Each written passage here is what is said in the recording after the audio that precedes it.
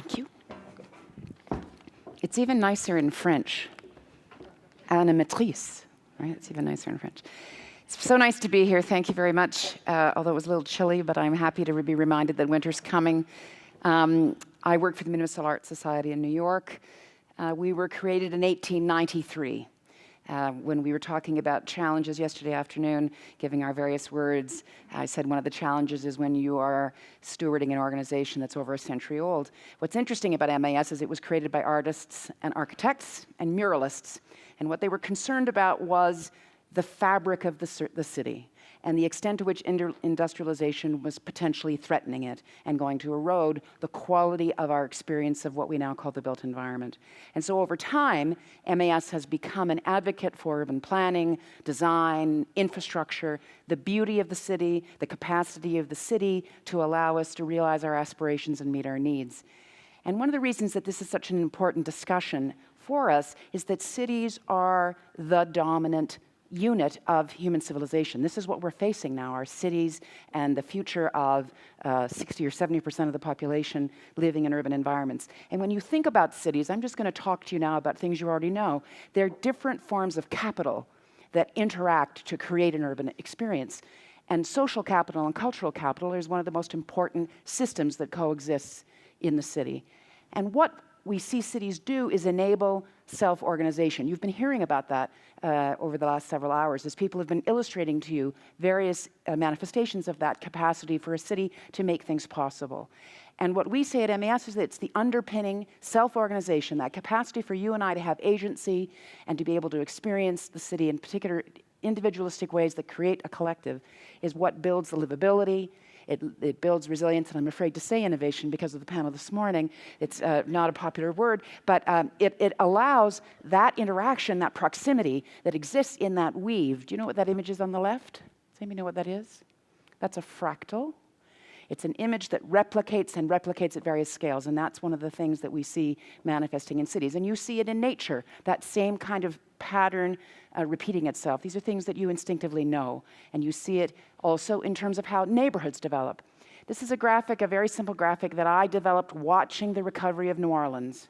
What we saw in New Orleans after the devastation was that the impulse to actually form neighborhood hubs, places where you could gather and have some kind of affinity with one another, some kind of connection, which you heard them talking about in terms of the Pillsbury House initiative. Settlement houses are all about that impulse to create neighborhood hubs. And then the larger instinct is how do you then reach out across difference from one hub to another? How do you bridge with the other? You see it in the way this is a bus map. You see it in the way we create transit systems. These kinds of patterns of connection, how you bridge across different systems, you see in almost every kind of human-created urban form. This is what happened in New Orleans. This is Katrina. This is 4 days after the levees broke. And so all of a sudden, all that infrastructure that had been put in place was completely eliminated. And what happened was this. People said, hell no. I'm still here. They demonstrated that extraordinary resilience and attachment to community that we know exists in urban environments. And you see, it was an extraordinary opportunity, those of us that were working in New Orleans after those storms, to watch how the organic nature of connection and what the impulses around human settlement would manifest. And so despite the fact that the city was broken, despite the fact that every system had collapsed, there was still this connection to place and this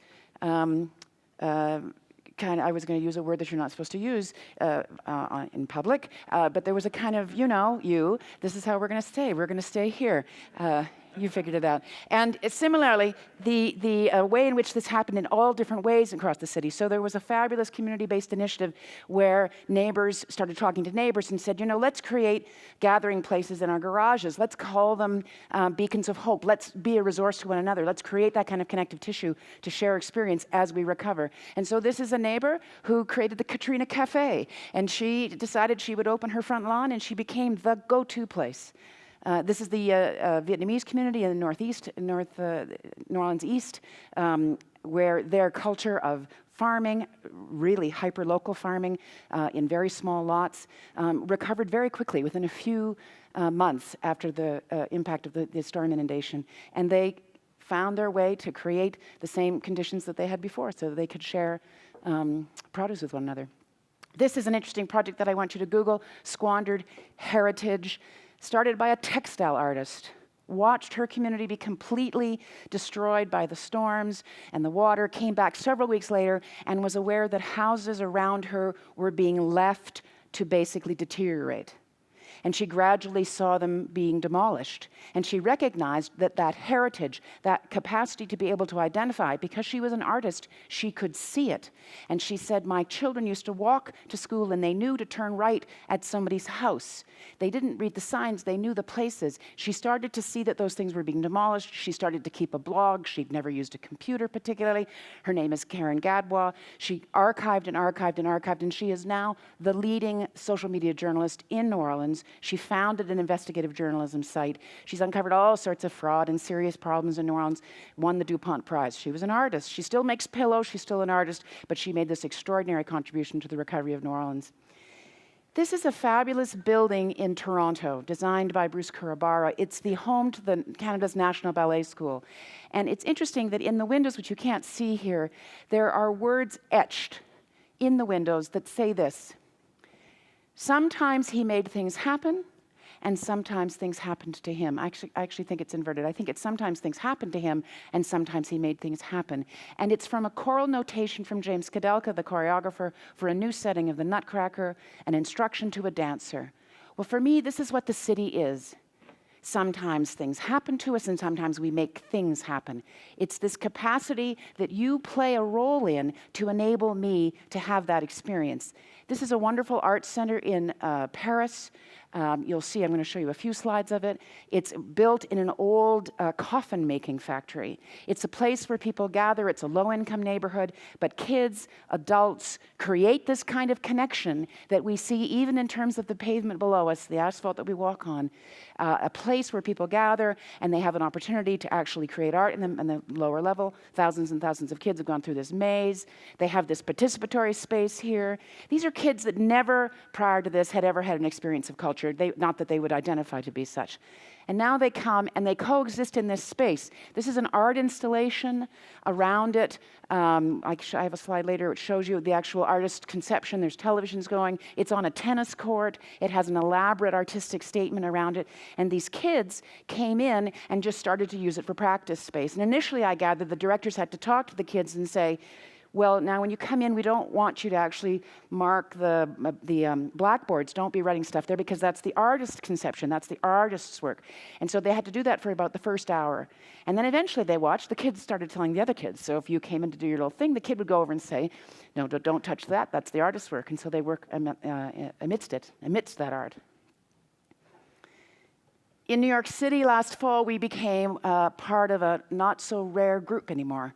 A city challenged by climate change. This is Sandy, the storm surge hitting near the Rockaways. And what's so interesting is when you see the challenge that urban environments experience with this kind of a jolt, how all of a sudden those kinds of instincts around how you create the conditions to make cities livable become exposed.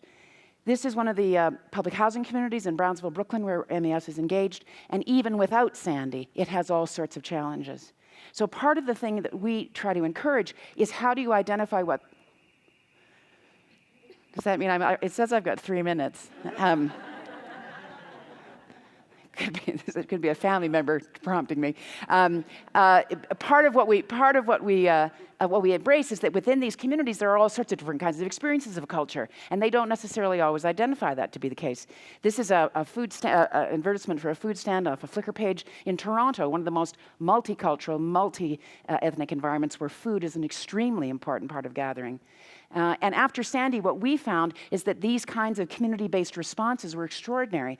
I don't know how many of you are familiar with what has happened to the Occupy movement in New York post-Sandy. It has become the extraordinary outreach vehicle for people like you and I to be able to engage with affected communities post that storm. And so they were so resourceful and so creative. They put these web pages up. Every kind of person volunteered. And they had all sorts of different initiatives that were so smart, including this one. Somebody said, let's go to Amazon and look at the wedding registry. And let's sign up all the affected communities in Sandy. And so instead of people like you and I donating stuff that communities don't actually need, they can actually put a registry together so that we can get stuff into the community what they need. So all of a sudden, the wedding registry, bleach bottles, mold kits, all that kind of thing. Thousands and thousands and thousands of transactions that Occupy Sandy made possible. This is the website for a wonderful network of settlement houses similar to the Pillsbury Initiative in Houston. Who knew? Houston has one of the most fabulous networks called Neighborhood Centers. Google it, have a look. They do absolutely everything in those local communities with tons of newcomers and immigrants that come into the Houston environment. This is a wonderful project out of Bandung in Indonesia. They had a sense as all young kids, all people that wouldn't necessarily historically have been identified as professionals concerned with the city. What they said to themselves was, we have this wonderful urban forest asset, and we're not actually connecting with it. And so they said to themselves, let's create a forest experience. And so they created these walkways, and they now have dinners in the forest. Their pictures are much more grand. If you go and look Bandung Creative City Forum, you'll see them. This is this fabulous project in Bristol this year called Hello Lamppost, again started by artists. You walk up to an inanimate object, there's a text, you communicate with it. Do you know about it? You text, it's a lamppost or it was a piece of outdoor furniture, and you get some communication back to tell you when you have a discussion with the fire hydrant or the lamppost or whatever it was. It's all about this experience of animating public space and allowing people to feel connected to their built environment. Hugely significant for Bristol. At MES, we do a survey annually on livability, on how New Yorkers experience that. We just released it a few weeks ago. We did it before our own summit, which was last week. And we asked people specific questions about their experience. And I put up two just out of curiosity. So this one, how many people have not visited a park or an open space in New York City? Only 11% had not been to a park. Now, to me, this is an extraordinary. If you're old like me, you'll know how extraordinary that stat is. 90% of the population is going to a park. Now, that was not always the case, and I think that the cultural sector needs to pay attention to what's gone on in that sector that all of a sudden people understand why they need to be in a park. Similarly, we ask a question about your experience of arts in the neighborhood, and this is a bit of a disturbing statistic to us at the Municipal Art Society, because what we're finding is that half of the New Yorkers are not satisfied with what's provided for them in their neighborhood. Now, I think that's a very complicated stat that we're going to all talk about during the break, but part of it is the nature of culture in New York, but also part of it is, I think, that I'm not sure that communities recognize what the cultural assets are that they have, and I'm not sure you as a sector, with all due respect, have done that great a job at trying to connect folks with that and to recognize that it can disaggregate and that cultural life can do that. A couple of last slides just to leave you with. For us, cities are about serendipity and choice. Those are the two yin-yangs of city life. Sometimes things happen to me, and sometimes I make things happen. Part of resilience is communicating always that it's about cultivating this at the most local level and about experiencing the external environment around you. And this is a wonderful paper that a couple of foundations in Canada put together this summer on looking at resilience and the role of art and artistry in resilience.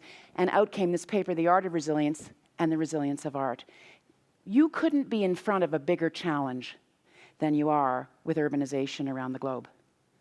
There's probably no more noble achievement that the human species has than creating cities. They differentiate us. They are the crucibles of all sorts of innovation and wonderfulness. They also have all sorts of challenges.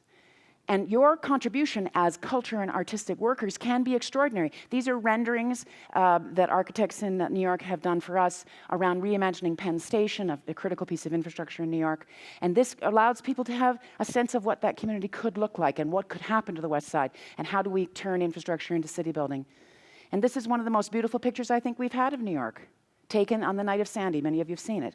It's a really striking picture of what can happen in a city and how you as culture and arts producers can help us see things differently. For us, it has to be about the granular. It has to be about how we all engage. And if you think of us as enablers, you are enablers of the urban experience and of the way in which culture and art has to play a role in that. The famous urbanist Jane Jacobs used to talk about problems in a city, and she said, problems in a city is work that still needs doing. Creating a city is about art. Cities are art. There's a lot of work to be doing, and I challenge you to help us all engage in doing that. Thank you.